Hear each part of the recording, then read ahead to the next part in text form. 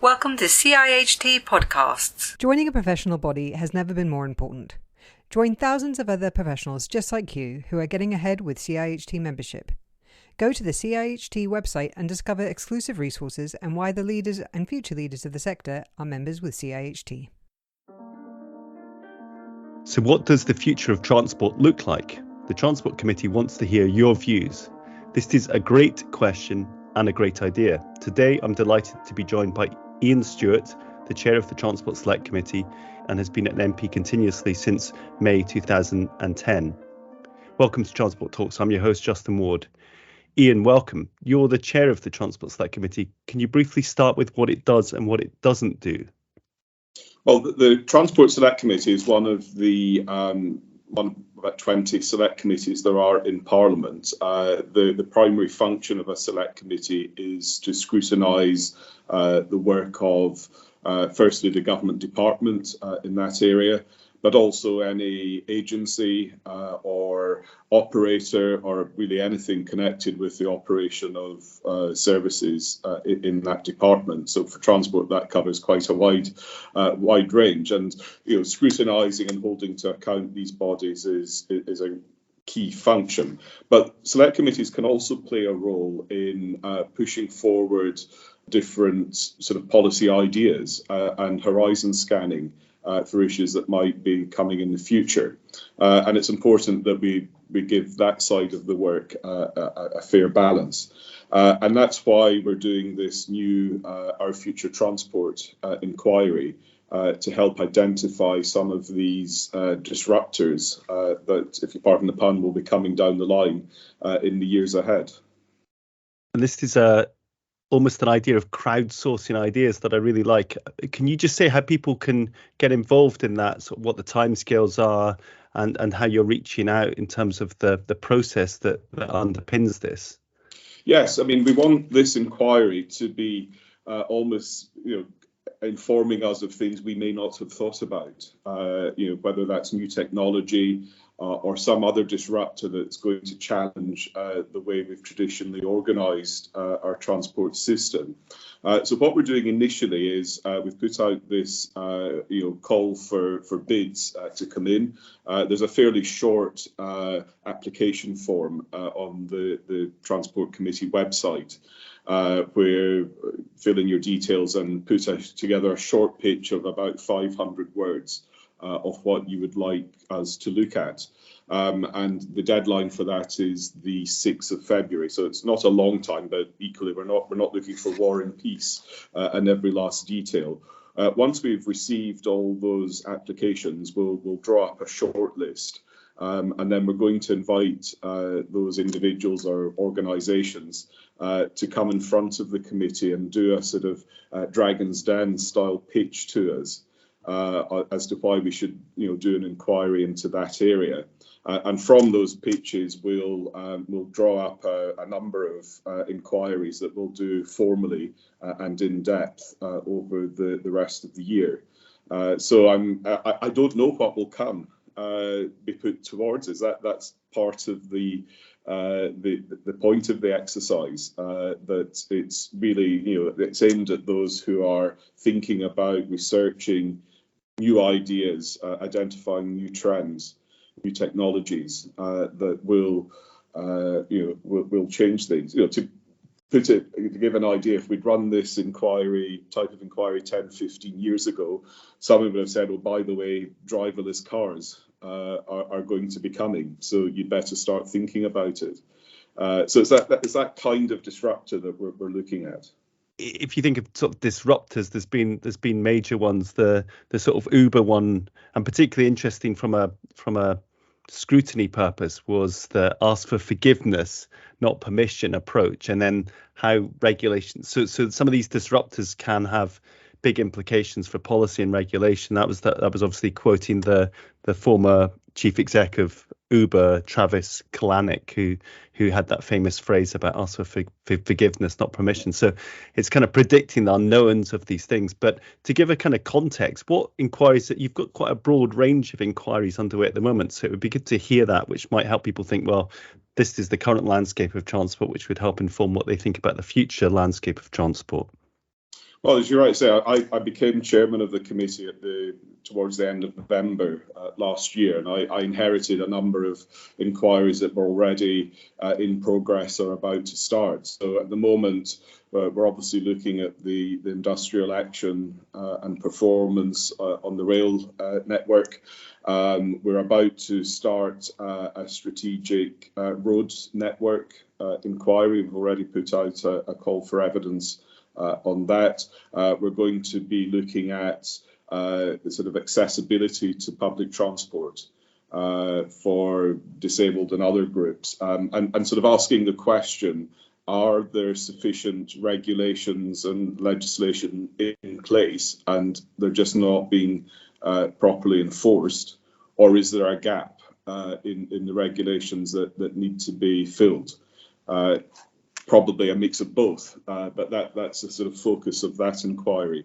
So we've got a number of important ones, coming up, but I've also got space in the programme to look at new ones, and that was the thinking behind this sort of Dragons Down style approach. Obviously, the strikes are very topical, so that feels very relevant. The road investment approach, I think CHT will certainly be giving evidence to that. So we'd welcome sort of the thoughts that we give to that. That was off the back of the NEO report, I think, about sort of So it's and then the disability agenda is huge for CHT and sort of in improving the transport provision for all people. So that'll be an interesting one to hear what comes out of that.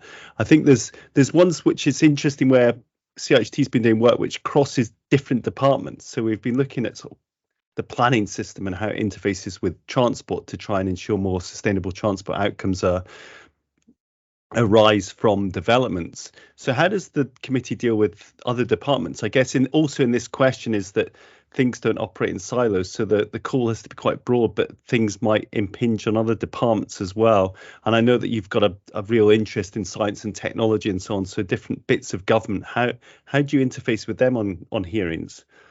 Well, it's a very good question, and there's always a risk that you do work in silos and don't look beyond. But as you rightly say, there are so many infrastructure issues that cut right across different departments. Select committees can form joint inquiries. Before I became chairman, for example, both the Bays and Transport committees looked at the problems that P&O ferries had last year, when there was the sort of mass sacking of their workforce and sort of rehire of sort of people below minimum wage. So that you can have committees working together. When I was previously on the Transport Committee, just as an ordinary member, I remember taking part in a joint inquiry on air quality that included people from the health, environmental audit, and I think DEFRA committees. So air quality cuts right across those issues. So it can be done. And if we are looking at a future inquiry, I'll absolutely consider whether it's appropriate just for us to do or speak to colleagues on other committees. One other idea I've got, and we haven't formally agreed to do this as a committee.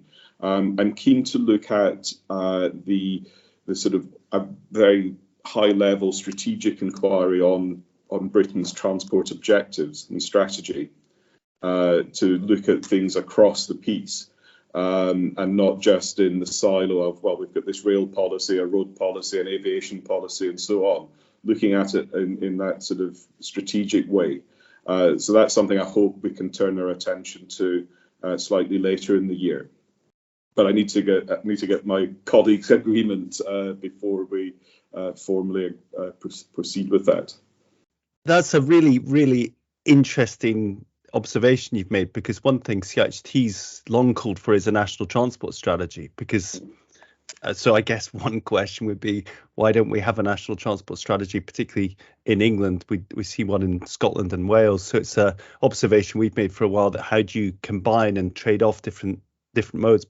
I'll just lay that. Obviously you've had a sort of possibly similar thoughts, so it's an interesting thing to explore, to ask the department that question.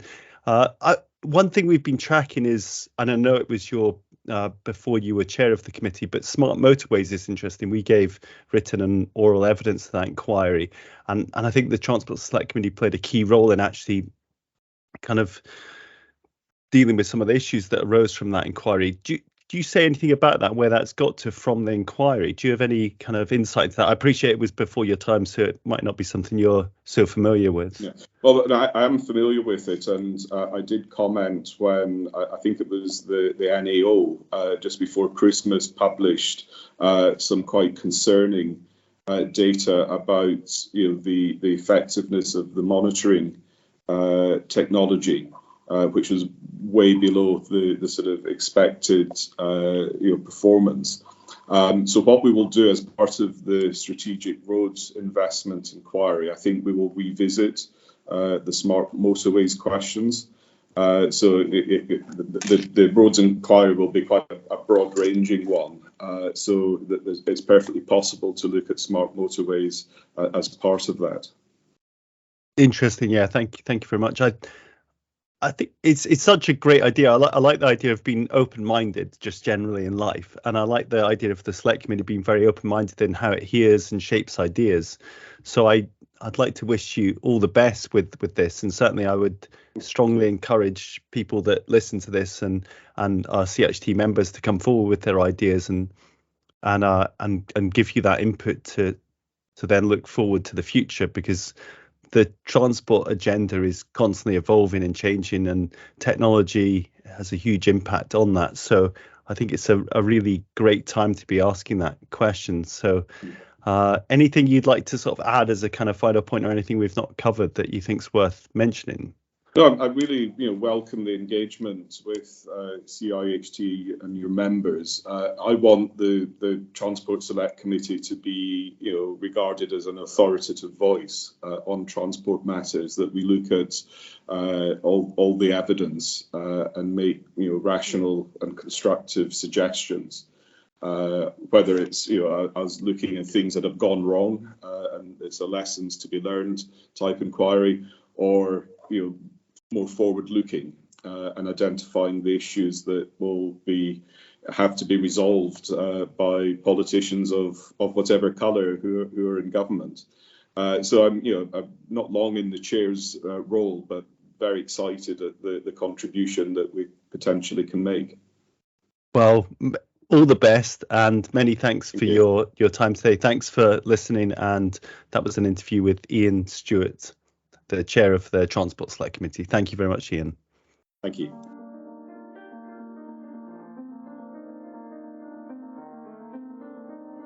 Joining a professional body has never been more important. Join thousands of other professionals just like you who are getting ahead with CIHT membership. Go to the CIHT website and discover exclusive resources and why the leaders and future leaders of the sector are members with CIHT.